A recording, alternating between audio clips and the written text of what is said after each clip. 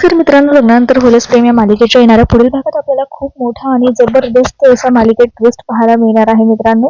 तर आता आपल्याला पाहायला मिळतंय की आनंद निवासमध्ये लग्न असतं आणि त्यामध्ये जीवा नंदिनी आलेली असतात.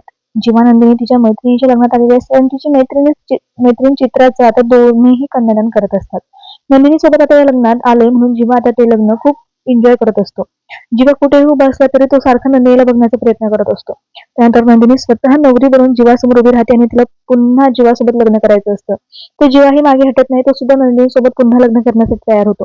त्याच मंडपामध्ये जीवा आणि नंदिनी पुन्हा एकदा लग्न करतात. तर जीवा नंदिनी पुन्हा एकदा लग्न करतात हा सीन आपल्याला पाहायला मिळणार आहे, तर ही खूप मजा येणार आहे. तर मित्रांनो, हा सीन खरं असेल की स्वप्न असेल हे सगळंच पाहणं रंजक असणार आहे. पण नंदिनी म्हणते की कुठे हरून गेलात तुम्ही, तेव्हा जीवाचं लक्ष येतं की आपण स्वप्न पाहतो. त्यानंतर दोघं ते मिळून चित्राचं कन्यादान करू लागतात.